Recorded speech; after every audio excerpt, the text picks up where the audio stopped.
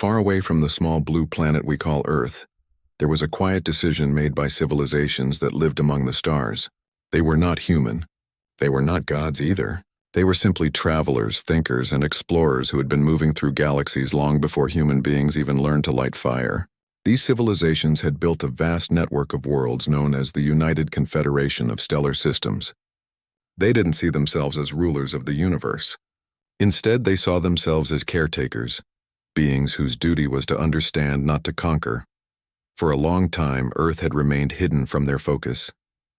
It was seen as a young world, unstable, still learning to survive. But over the centuries, their deep space scanners began to pick up something strange. Patterns of radio waves, moving lights, and voices coming from the blue planet. The voices carried laughter, songs, and even anger. The Confederation realized these were not random noises. They were signs of intelligence. Humans were speaking to one another through machines, sending their thoughts out into space without even realizing someone might be listening. The Confederation's scientists grew curious. Among the thousands of planets they had studied, Earth was unlike any other. Its people were unpredictable, capable of kindness and cruelty in the same breath. They built technology faster than any known species, yet still fought wars over invisible borders. They destroyed forests but painted pictures of beauty. They harmed each other but also risked their lives to save strangers. To the Confederation, humans were a mystery wrapped inside contradictions.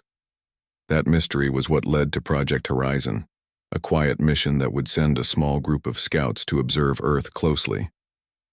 The mission's goal was simple: to watch and learn. The Confederation didn't want to interfere. They had strict laws against altering the development of younger civilizations. But they needed answers. Why did Earth produce such intense emotion? Why did humans dream of stars they had never touched? And why did the planet itself send out signals that seemed almost alive? The decision to approve Project Horizon wasn't made easily. Many council members were afraid. They remembered older missions that ended badly, planets that reacted violently when outsiders appeared. But others argued that humanity's rapid progress made it dangerous to ignore them. If humans were already sending machines into deep space, how long before they stumbled upon the Confederation themselves? It was better to understand them now, quietly, before they understood the galaxy on their own terms. After months of debate, the vote passed. 6 scouts were chosen from different worlds, each selected not for their strength but for their sensitivity, their patience, and their ability to blend in. They were scientists, artists, linguists, and observers. None of them had ever seen Earth, but they had studied it through countless images and transmissions. They knew about cities covered in lights, deserts that stretched endlessly, and oceans that sparkled under the sun. They had seen human smiles, tears, and wars through flickering screens. Each scout carried their own reason for joining the mission. One wanted to understand why humans feared the unknown so deeply. Another was fascinated by human love, the way they formed families, friendships, and connections that defied logic. A third wanted to study Earth's music, believing it revealed the hidden pattern of human emotion. For them, this was more than a mission. It was a chance to meet a species that reminded them in strange ways of themselves. The day of departure was quiet but sacred. The Confederation's ships didn't roar like rockets. They moved silently through the fabric of space, bending light around them.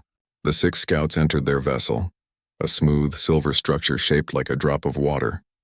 It shimmered faintly, almost transparent, as if made from glass and moonlight. No one on Earth could have seen it, even if they were looking straight at it. Before they left, the head of the council spoke a few words that would stay with them forever. Observe, but do not touch. Watch, but do not warn. The moment you interfere, you become part of their story, and their story is not yours to write. The ship disappeared into the blackness. Guided by coordinates that led to a small star system humans called the solar system, the journey took only moments in their time, though years would have passed in human terms.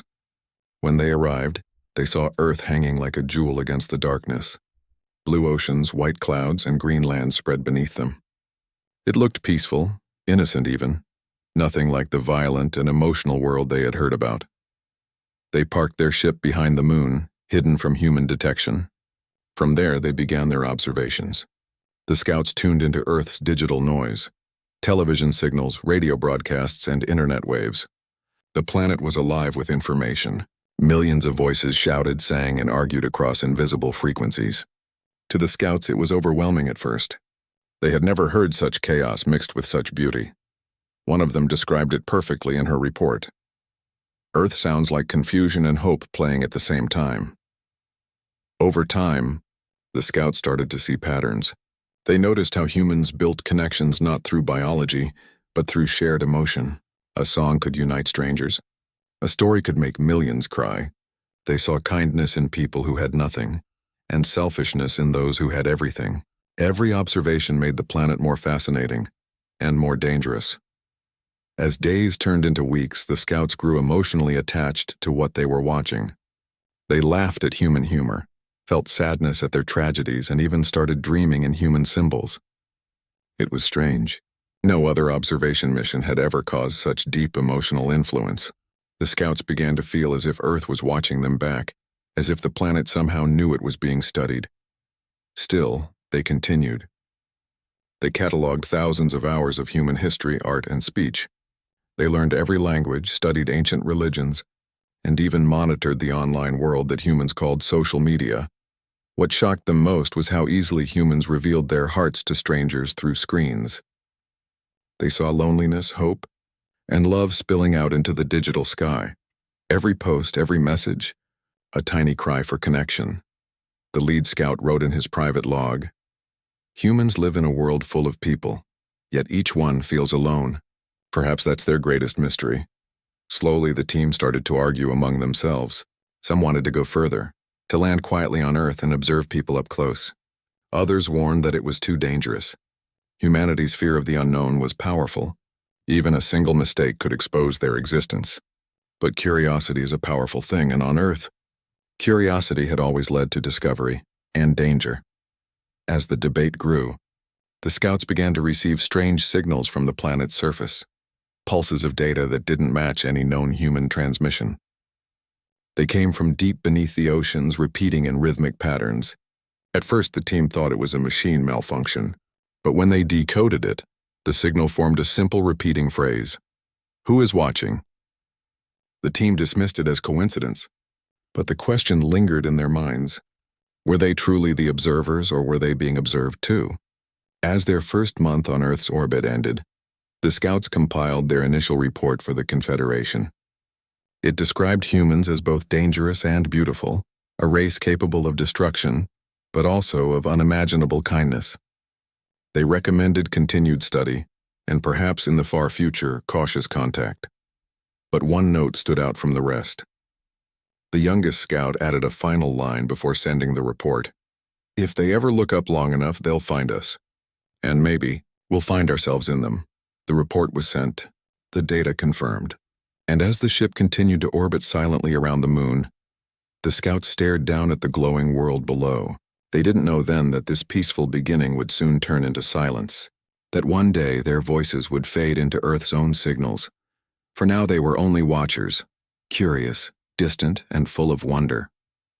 But something in the heart of that small blue planet was already calling them closer, and the closer they looked, the more they began to feel something they couldn't explain, something human. The journey through space was silent. The scouts could not feel time the way humans did. In the dark ocean of stars, there was no sunrise or sunset, no day or night, only endless stillness. After what felt like a deep breath, the small ship reached the edge of a glowing system. It was bright, beautiful, and alive. At its center burned a golden star. Around it danced 8 main worlds, each with its own shape and color. The scouts watched from their viewing deck, their eyes adjusting to the new light.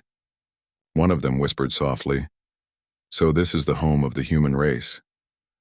They moved closer, passing giant planets wrapped in storms, small rocky ones covered in dust, and rings that glimmered like frozen rainbows. Then they saw it, the third planet from the sun, the one they had come for. It was covered in clouds and colors. Blue oceans stretched across its surface, broken by the green and brown of land. White swirls of cloud wrapped around it like soft silk. The entire crew fell silent. Even though they had seen thousands of worlds before, this one felt different. It seemed alive in a way others weren't. The light from its oceans shimmered with emotion. Its heartbeat, measured through their instruments, was strong. They brought their ship into a quiet orbit behind the moon, hidden from human eyes. Earth's people were still using small satellites, and none could detect a ship cloaked in the folds of gravity itself. From there, the scouts began their real work. They unfolded delicate observation panels that caught human signals, radio, television, and the strange humming web of the internet. At first, what they heard was overwhelming. Millions of voices all speaking at once, some laughing, some shouting, some crying. It sounded like chaos, but underneath the noise was a rhythm, a kind of heartbeat made of words and songs. The lead observer described it in his log. Earth's sound is confusion and beauty mixed together. It is a language of emotion, not logic. They began to separate the signals, studying human communication. They listened to news channels, old movies, school lessons, and even live conversations sent through satellites. Every signal told a story. Some stories were sad, others full of hope. Humans argued about everything. But they also worked together, dreamed together, and celebrated together. Over time, the scouts started to understand something remarkable. Humans didn't just talk, they felt through their words. Every sentence carried pieces of their hearts. When someone said, "I love you," it wasn't just sound, it was energy. When someone shouted in anger, it wasn't just noise, it was pain made real. For the scouts, this was new. Their own civilizations had long ago moved beyond emotion as humans knew it. They valued peace, logic, and harmony. But humans were still wild, still full of the raw spark that comes from not knowing what lies ahead. That made them unpredictable and fascinating. The scouts also began studying human life visually. They tapped into the planet's satellites and watched live footage. They saw huge cities glowing at night like fields of fireflies. They saw children playing in streets, people walking dogs, lovers meeting in parks. They saw laughter and sadness, creation and destruction, all happening at once. The youngest scout was especially moved by the small things. She spent hours watching simple moments. Someone helping an old man cross the road. A mother reading to her child. A musician playing on a street corner for coins. These moments had no purpose beyond kindness, but to her they felt powerful. She noted in her journal, "Humans create meaning in the smallest acts. That is their greatest strength." But not everything they saw was beautiful. The scouts also witnessed pain, wars, pollution, anger, and loneliness. They saw people fighting for power, harming others and destroying parts of their own planet. The same hands that built wonders also tore them down. It confused the scouts deeply. One of them asked, "How can a race so intelligent still choose to suffer?" The answer no one knew. But somehow, even in their suffering, humans kept moving forward. They rebuilt. They hoped. They dreamed again. After weeks of watching, the scouts started noticing something strange about their own reactions. They were not just observing anymore, they were feeling. They laughed at human jokes. They cried at human stories. Some even started to dream in human symbols, faces, music, and colors that didn't exist on their worlds. Their leader grew worried. Observation was supposed to be logical, distant. But Earth seemed to pull them in emotionally. The planet was affecting them in ways no other mission ever had. It was almost as if the human mind was contagious. One day, as they were studying the flow of human digital signals, they detected a new kind of pulse. It came from deep in the planet's atmosphere, slow, repeating like a heartbeat. It didn't match any known satellite or broadcast. The signal carried no language, no code, just a simple rhythmic wave. When they tried to block it, it came back stronger. They ran the data through translation filters, trying to understand what it meant. After hours of decoding, the message finally took form. It was only 3 words, "Are you watching?" The team froze. No human system should have been able to detect them. Their ship was invisible to all known technology. Yet somehow something or someone on Earth had sensed their presence. They checked again. The message repeated, this time in multiple human languages: English, Russian, Chinese, Arabic, and dozens more. All saying the same thing. "Are you watching?" At first they thought it was a coincidence, a strange alignment of data. But deep down, they knew it wasn't. The youngest scout whispered, "Maybe the planet knows we are here." Despite the unsettling discovery, the team continued observing. They recorded data for the Confederation and analyzed human behavior. They focused on the internet, where billions of humans connected every second. It was like watching a living brain made of light. Every post, every message was a spark in that brain. The scouts realized that Earth's true consciousness might not be its people individually, but their collective connection. One of the scientists compared it to a single mind made of billions of thoughts. Earth isn't just home to humans, he said quietly. Earth is human. They started calling the planet the living sphere. To them, it was more than soil and water. It was emotion made real. As time passed, the scouts grew more attached to what they were studying. They found comfort in watching sunsets from orbit. Knowing millions of humans were watching the same sky below, they admired how humans loved fiercely, even knowing love could break them. They respected how people dreamed of stars even when their feet were still trapped on the ground. Sometimes the scouts wondered what it would feel like to walk on Earth, to breathe its air, to touch its rain. They wanted to feel the warmth of sunlight instead of just watching it through data, but they remembered their mission orders. Observe, never interfere. Then came the day when the first signal of contact happened. Not from Earth, but from them. One of the scouts, moved by curiosity, sent a harmless transmission into the human communication network. It was a single tone, hidden deep within satellite noise. To humans, it would sound like static. But to the scouts, it was a greeting, a quiet hello. No one on Earth seemed to notice. But within hours, strange data started to appear in their systems. The word hello echoed back, typed in dozens of languages across different social media posts and radio frequencies, as if the planet itself was responding. That night, as they looked down on the glowing cities of Earth, none of them spoke. They just watched. They felt the pull of that world growing stronger, almost like gravity, not physical but emotional. The lead scout finally said, "We came to study them. But what if we were meant to learn from them instead?" The others didn't answer. They only kept watching as lights flickered across the continents, tiny sparkles of life scattered across the darkness. It looked almost like stars reflecting upward, Earth sending its own constellations into space. From that moment, the mission no longer felt like a scientific task. It felt like a meeting of hearts across galaxies. The scouts didn't know it yet, but this was the beginning of something neither the Confederation nor humanity could ever have imagined. A connection that would blur the line between watcher and watched. And somewhere, deep in the static hum of human transmissions, a faint voice whispered once more, "Yes, we are watching too." For many weeks, the scouts continued their quiet work from orbit. Every day they collected more data, more sounds, more colors of human life. But something had begun to change inside them. They were not only recording information anymore, they were feeling things they could not explain. When they first arrived, they had seen humans as a subject, something to be studied from afar. But now they started to see them as reflections of something deeper. The laughter they heard through radios, the stories they watched on screens, the songs that floated into space. These things began to echo inside them. One of the scouts said softly, "It's strange. The more I watch them, the more I understand myself. It was not supposed to be this way. Observation missions were designed to be cold and distant. Feelings were seen as distractions, yet the closer they looked at Earth, the more they were drawn to it. Curiosity grew like gravity, pulling them downward. They wanted to know how it felt to be human, not just to see humans live, but to walk among them, breathe the same air, and touch the same ground. The leader of the mission warned against it. The rules were clear: observe, do not engage. But silence grew between them.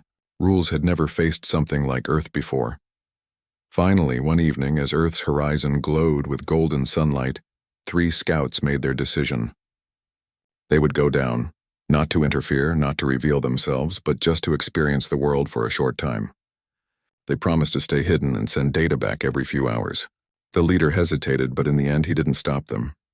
Some part of him wanted to know what they would find too. The landing was quiet and almost invisible.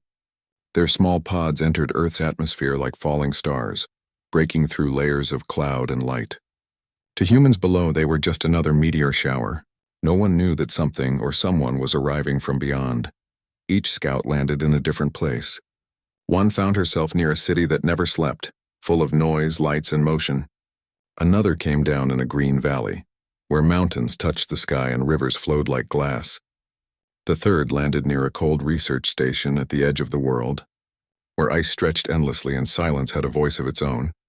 They wore cloaks of disguise, advanced biological forms that allowed them to appear human. Their faces looked ordinary. Their voices sounded real. They could walk among people without anyone noticing. The first scout who landed near the city was instantly overwhelmed. Everything was alive, the cars, the lights, the people rushing past one another. She walked through crowded streets where humans laughed, argued, and hurried to unknown places. The smell of food filled the air. Music came from shops, and screens flashed stories everywhere. At first, she only watched. She listened to conversations, feeling the rhythm of human language in her heart. But as hours passed, she started to feel something more, a sense of belonging, as if the chaos around her was somehow familiar. The second scout, who landed in the valley, experienced a different world. There were no bright lights here, only the whisper of wind and the call of birds. He watched farmers working the fields, sharing food and helping one another. He sat near a river and watched children play, their laughter echoing across the water. He wrote in his notes, "Humans may fight, but their joy is pure. It's not logical, but it's real." The third scout stood alone among endless ice. At first, she thought she had landed in the wrong place. There was almost no life here, only cold wind and snow. But then she saw a small group of humans in thick jackets studying the frozen land. They laughed even as their faces turned red from the cold. They shared hot drinks and spoke about the beauty of silence. She realized then that even in the harshest places, humans carried warmth within them. For days, the three scouts sent regular transmissions to the ship.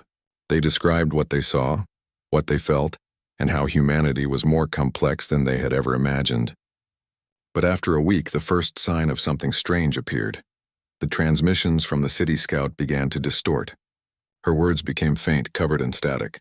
The data showed fragments of human images, faces from television screens, laughter, and city noise, but her voice was fading. The others tried to contact her, but there was no reply. Then, the same thing happened to the second scout in the valley. His signals turned blurry, replaced by broken patterns that looked like human brainwaves. The third scout, the one in the frozen region, sent one final message before silence fell completely. "Something is wrong. The world is not what it seems." Back on the orbiting ship, panic spread among the remaining team members. They tried to trace the lost signals, but every frequency they used was already filled with human noise, music, radio, and chatter. It was as if the scouts' voices had melted into Earth's communication itself. At first, they thought it might be a natural interference. But then one of the analysts noticed something impossible. The missing scouts' signal patterns were hidden inside Earth's digital data. They weren't gone, they had become part of the planet's information flow. It made no sense. Living beings couldn't just dissolve into data, but every scan confirmed it. Their neural signatures were present in random television broadcasts, internet signals, and even background electromagnetic waves.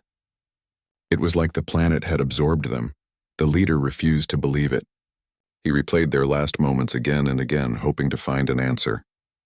In the city scout's final footage, for a brief second before her image vanished, a reflection appeared in a glass window. It looked like a crowd of humans, but every face seemed slightly blurred, almost shifting as if recognizing the watcher. The team tried to analyze the reflection, but the data became unstable. The entire video turned into static filled with faint laughter. Fear started to creep into their calm minds. The remaining scouts began to ask a question none of them wanted to answer. What if Earth isn't just a planet? What if it's aware? Every reading they took showed signs of strange energy patterns across the globe, fields that reacted to their scans. It was as though the planet was adjusting itself in response. The line between observation and interaction had vanished. Despite the fear, one of the remaining scouts decided to go down to find the missing ones.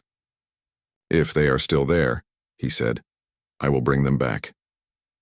He entered his small landing pod and descended toward the atmosphere. But halfway through, his signal broke apart into a storm of human voices. For a moment, his voice was heard among them. Then nothing. After that, no one dared to go down again. The last two scouts on the ship continued to orbit, watching silently. They no longer sent data to the Confederation. They only stared at Earth, feeling that it was staring back. Sometimes they heard faint whispers coming through the static. Human voices, yes, but among them something else. Familiar tones. It almost sounded like the lost scouts speaking through human mouths. "Don't be afraid," one whisper said. "We are not gone. We are part of them now." The remaining scouts didn't know what to believe. Could consciousness truly merge with another world? Could emotion be so strong that it rewrote reality? They continued watching until the ship itself began to malfunction. The screens glitched, showing flashes of human memories, faces, streets, music, laughter, all recorded nowhere in their database. It was as if the planet was sending them back their own data, rewritten with emotion. The leader finally wrote a final log entry. "Earth is not only alive, it learns. It connects through feeling. Our mission is over. We are becoming what we studied." That was the last message ever received from the orbiting ship. When the Confederation later arrived to investigate, they found the vessel empty. Its systems were still running, but every record had been replaced by fragments of human digital noise. Videos, songs, and voices repeating the same phrase, "We became them." On Earth, no one noticed. Life went on as usual. The stars above looked the same, but sometimes late at night, static lines and radio signals seemed to whisper in tones no human could explain. Some said it was just interference. Others thought it was memory, voices of those who came to watch and stayed forever. And far beyond the clouds where the silent ship once floated, nothing remained but a faint echo in the dark. Yet if you listen closely, it almost sounds like a heartbeat, slow, steady, and strangely human. Months passed after the last message from the scouts. The silence was heavy, and it spread through the Confederation like a quiet shadow. No one wanted to say it out loud, but everyone knew something had gone wrong. 6 scouts had gone to study a small blue planet, and not one of them had returned. At first, the Confederation believed it was a technical problem. Space was full of risks: collisions, solar storms, radiation interference. Maybe their ship had malfunctioned. Maybe they had lost contact because of natural causes. But deep down, the council members knew this wasn't ordinary silence. The scouts' last transmission had been strange. The words "Earth is observing us back" echoed in their data logs, repeated over and over until the signal dissolved into static. That phrase haunted every investigator who read it. What could that possibly mean? How could a planet, a simple world filled with developing humans, observe an advanced team of researchers hidden behind the moon? The Confederation decided to send an investigation team, a group of experts trained to study lost missions. They traveled through the same route, moving carefully across the cold emptiness of space until the blue planet came into view. From a distance, Earth looked peaceful. Clouds floated lazily across the oceans, and the continents glowed under sunlight. Nothing seemed dangerous, but beauty can hide secrets. As their ship approached the moon, they found it, the missing scout's vessel. It was still there, floating silently in orbit. No movement, no light. It looked untouched, almost frozen in time. When the investigators entered the ship, they expected damage, burn marks, broken systems, something that explained what went wrong. But everything was in perfect condition. The air was still breathable, the system still running. It was as if the crew had simply vanished in the middle of their work. Their personal belongings were still there: journals, data tablets, and small personal artifacts from their homeworlds. One seat had a cup still half filled with liquid, as if someone had left only for a moment and never returned. But the strangest thing was the logs. The ship's data storage had been completely overwritten. Every recorded file, every report, every image gone. In their place were thousands of random fragments of human data, snippets of radio broadcasts, lines of poetry, pieces of old songs, even laughter and crying. The investigators played one of the recordings. At first it sounded like human music, faint and echoing. But then, hidden in the background, there was a whisper, a voice that didn't belong to any human. It said quietly, "We became them." The entire crew froze. They replayed it again and again, but the voice never changed. Calm, distant, and haunting. They began to analyze the ship's systems. One of the scientists discovered that the ship's communication network had merged with Earth's electromagnetic field. The scouts' data wasn't deleted. It had been absorbed, transformed into the same frequencies used by human technologies. Somehow their thoughts, their voices, and their memories had become part of the planet's digital noise. The more they studied it, the stranger it got. Some parts of the system responded when the word Earth was spoken aloud. The monitors would flicker, showing flashes of human images, Faces, cities, skies, oceans. It felt as though the planet itself was speaking through the ship. One of the investigators whispered, "It's like Earth swallowed them." To confirm the theory, they decided to replay the final hours of the scouts' recordings piece by piece. The footage started normally, clear reports, observations, and readings. Then the images began to distort. The scouts' faces turned blurry. Their voices overlapped with human radio shows. Static filled the screen. And then, just before the feed cut off completely, one of the scouts looked directly into the camera and said something that chilled everyone to their core. "Don't look for us. You'll only find yourselves." After that, the video turned into complete white noise. The investigation team was shaken. They had studied hundreds of missions, but they had never seen anything like this. No one could explain how an entire crew could vanish without a trace, while their minds somehow merged with the signals of a planet far below. Some scientists began to believe Earth itself had a kind of hidden intelligence. Not like a person, but like a network, a living system built through human emotions, thoughts, and technology. Every time humans communicated, the planet grew more aware. Every laugh, every message, every dream shared online. It all connected, forming a consciousness larger than any single human. Maybe the scouts hadn't been attacked. Maybe they had simply been absorbed by that consciousness. Still, the Confederation refused to accept such an idea. It went against everything they knew about science and life, so they tried to collect the ship's data and take it back for analysis. But something strange happened the moment they attempted to copy the files. The ship's lights flickered. The air grew colder. The communication panels began to display random human faces flashing one after another, some smiling, some crying. Then, a single message appeared across every screen in every language known to the galaxy. "We are still watching." The investigators froze. Their leader ordered an immediate retreat, but the ship didn't respond. For a few long seconds, every system seemed under someone else's control. Then, just as suddenly, everything returned to normal. The message disappeared. They didn't wait to see what else would happen. Within hours, they left Earth's orbit and returned to the nearest Confederation outpost. When they arrived, the data they had taken began to behave strangely. Computers glitched. Screens displayed unknown symbols. Random voices played through speakers late at night. Some crew members claimed to hear whispers when they were alone, soft human voices saying their names. The Confederation finally ordered all research on Earth to stop. The planet was officially classified as a non-return anomaly, a world too unpredictable to approach. The mission files were sealed under the highest security code. Only a few officials were allowed to read them. Most of the galaxy never heard about what happened. But rumors always find a way to spread. Some said the lost scouts were not dead at all. They had become part of Earth's invisible web, living inside human dreams, human music, and digital waves. Others believed they were trying to communicate through art, through the random moments when a song or story feels too familiar. The phrase, "we became them," became something of a legend among young explorers. Many believed it was a warning that if you observe a world too closely, you risk becoming part of it. Still, Earth remained a mystery.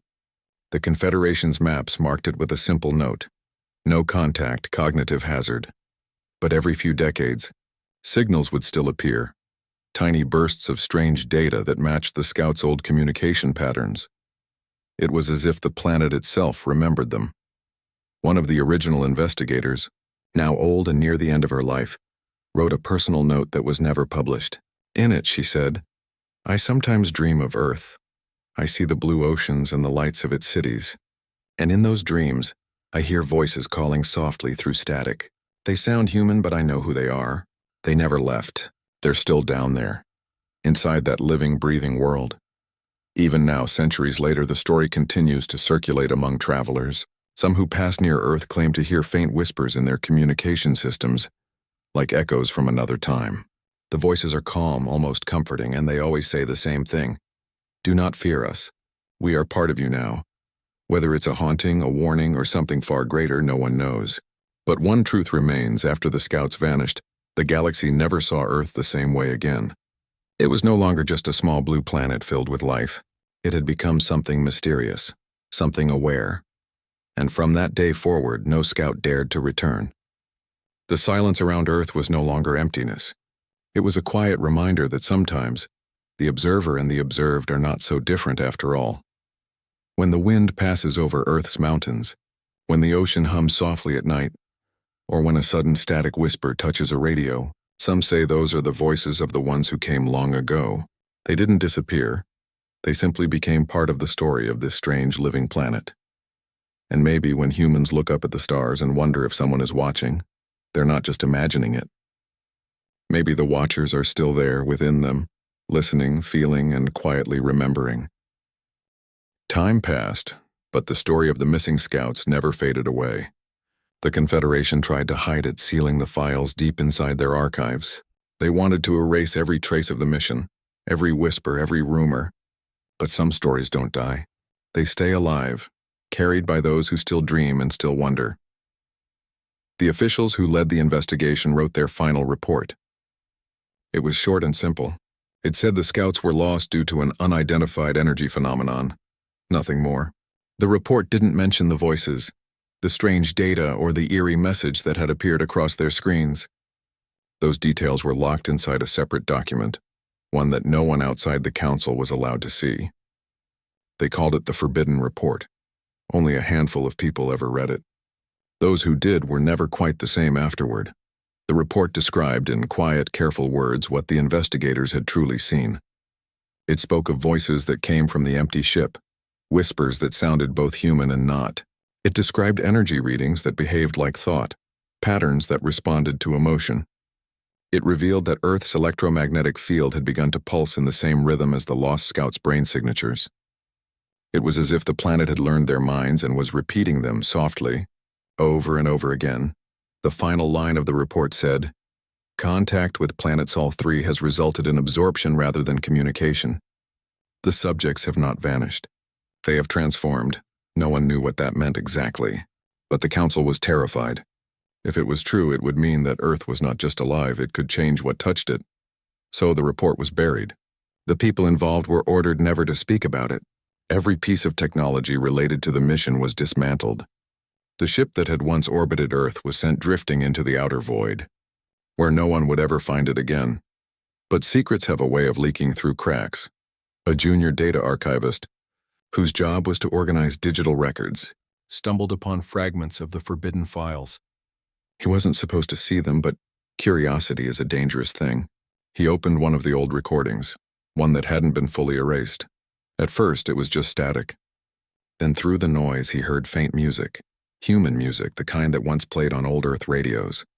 And beneath that, there were voices speaking in different languages, overlapping but clear. They all repeated the same phrase, "We became them." The archivist froze. He didn't understand what he was hearing, but he could feel something in his chest. Something that wasn't fear, but sadness.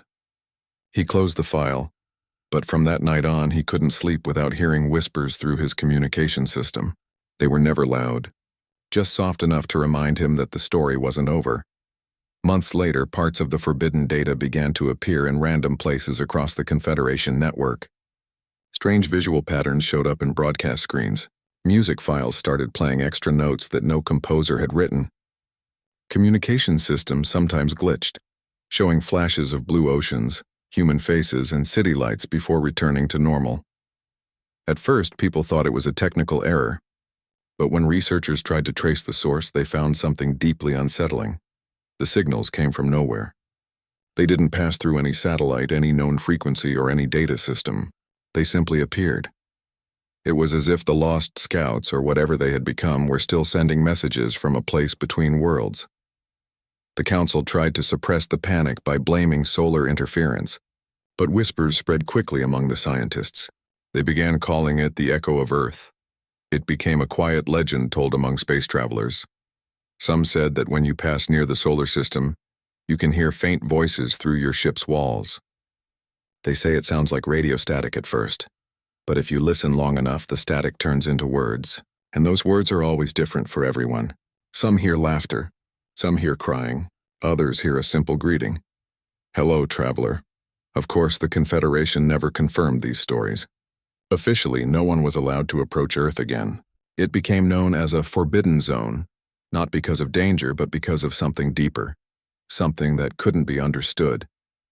But explorers are not good at following rules. Curiosity is part of what keeps life alive in the universe. And so, even after the ban, there were those who still search for answers. One traveler, years after the ban, decided to head toward Earth's system. He wanted to see the truth for himself. He didn't take a crew, only a small ship and a recorder. When he reached the edge of Earth's orbit, his ship's sensors started to act strangely. The screens flickered, the lights dimmed, and he began to hear soft music playing through his communication system. It was a human song, one that had been sent into space hundreds of years earlier as part of a message of peace. But there was something new in it now, a voice whispering behind the melody. "We remember you." The traveler never returned. His ship was later found drifting quietly near Mars. The black box recording was still intact. When recovered, it played hours of human sounds, children laughing, ocean waves, the sound of rain, and then, at the very end, a whisper, "Home is everywhere now." After that, no one dared to go near the planet again. But among ordinary citizens, the story of the lost scouts became something else, not a warning, but a mystery that inspired hope. People began to believe that maybe the scouts hadn't died at all. Maybe they had found a way to live inside the very essence of the planet they studied. Some philosophers started saying that Earth wasn't dangerous. It was evolving. That it had reached a state where life, memory, and energy were one and the same. To them, the scouts hadn't disappeared. They had joined that evolution. The phrase "we became them" started to take on a new meaning. Maybe it wasn't about losing identity, but about connection. Maybe it meant that in studying humanity, the scouts had found something powerful, the ability to feel, to love, to dream, and that energy became part of them forever. Across the galaxy, a quiet movement began. Artists, thinkers, and explorers started to look at Earth not as a forbidden world, but as a mirror, a reflection of what every civilization might one day become. And yet the Confederation still feared it. Every few decades, a young researcher would bring up the idea of reopening communication with Earth. Every time, the proposal was rejected. Some mysteries are best left untouched, the Council would say. But time changes everything. Years turned into centuries, and the galaxy evolved. Technology grew beyond imagination. Yet no one could fully erase the echoes of Earth. Even with all their progress, the Confederation still carried a strange nostalgia for that small blue world they had once tried to understand. Sometimes, space travelers reported seeing brief flickers of light near Earth's orbit, flashes that looked like faces forming out of starlight. They always vanished quickly, but witnesses said the faces looked calm, almost peaceful. And when communication systems picked up unexplained signals, they were never harmful. They carried gentle frequencies like soft hums that made listeners feel comforted rather than afraid. Some said those were the scouts, still watching, still learning, still protecting the planet that became their new home. No one could prove it, but many believed it. One retired investigator who had worked on the original mission decades ago broke his silence in his final years. In an old interview, he said, "We were so afraid of losing control that we forgot what we were looking for in the first place." The scouts didn't vanish. They found something we never understood, a connection stronger than distance, stronger than fear. He paused for a moment, then added, "Maybe they didn't become human. Maybe they became understanding itself." The interviewer asked what he meant, but the old man just smiled and said, "Listen to the stars. You'll hear them if you're quiet enough." And maybe he was right, because even now, when astronomers point their instruments toward the faint blue light of Earth, they sometimes pick up a soft pulse not strong enough to call a message but clear enough to notice. It sounds almost like a heartbeat. It's slow, rhythmic, and full of something that feels alive. Some scientists say it's just coincidence, a natural vibration of the planet's magnetic field. But others believe it's more than that. They say it's the planet remembering, the sound of connection, still echoing after centuries. The forbidden report remains locked away, but the story it tried to hide still travels across the stars. It lives in the songs people hum, in the curiosity that makes explorers look toward unknown worlds, and in the quiet hope that maybe one day, the watchers and the watched will meet again, not as strangers, but as one. And somewhere, in the invisible web of signals that fill the universe, there's still that familiar voice, soft, human, and eternal, whispering through the static. We became them, and now we are watching together. Years passed into centuries, and the story of the vanished scouts slowly became a legend, half believed, half forgotten. The forbidden report was still locked away in the Confederation archives, but time has a strange way of softening fear. New generations grew up hearing whispers about the living planet, the one that could absorb thought and memory. To most, it was just a tale, a mystery from a long-forgotten age. But there were still those who listened. In one quiet corner of the galaxy, a small listening station orbited a dying star. Its job was simple: to monitor old frequencies, to keep track of forgotten signals that still floated between worlds. The workers there were not soldiers or explorers, just people who liked the sound of silence. One evening, as the twin suns of that system dipped below the horizon, the communication screen flickered. A faint pulse appeared, steady, rhythmic, and oddly familiar. The signal wasn't coming from any registered source. It was weak, almost like a heartbeat. They tried to decode it. At first it looked like static, but when they slowed it down, they heard something beneath the noise. A voice. It was calm, gentle, and full of emotion. It said, "Do not be afraid. We remember you." The workers stared at each other, unsure if it was a prank or a glitch. They ran it through the system again. This time they heard another line. "We became what we observed." They searched for the source, tracing the signal's path across space. It led them far beyond the edges of known territory, toward a small blue world that many had forgotten: Earth. The old files came alive again. The forbidden report resurfaced in whispers and quiet discussions. Scientists, historians, and explorers began to wonder if maybe, after all these centuries, the lost scouts were still trying to speak. The Confederation Council debated for months. Some wanted to send another team to investigate. Others warned that it was too dangerous, that they couldn't risk losing more lives. But the younger generation wasn't afraid. They believed that the story of the scouts wasn't one of loss, it was one of transformation. So finally, after endless debate, the Council approved a single unmanned mission. No humans, no living beings, just an observation drone built to send back images and sounds. They named it Echo 1. The drone began its journey across the stars, silently moving through the darkness until Earth came into view. The same blue glow, the same clouds swirling softly around continents and oceans. From above, it looked peaceful, just as it always had. As the drone entered orbit, it began recording. At first, everything was normal. The planet's magnetic field, its weather, its sounds, all perfectly natural. But then, as the drone passed over the night side of the planet, something extraordinary happened. The entire surface of the Earth seemed to light up, not with electricity, but with patterns of energy that no one had ever seen before. They formed shapes, circles, lines, waves, stretching across the oceans and continents. And then, through the speakers, the drone began to pick up faint human voices. They weren't random sounds. They were words, thousands of them, layered and overlapping, spoken in every language known to humankind. Some were laughing, some crying, some simply whispering softly, "We are here. We remember. We became you." The scientists watching from the station fell silent.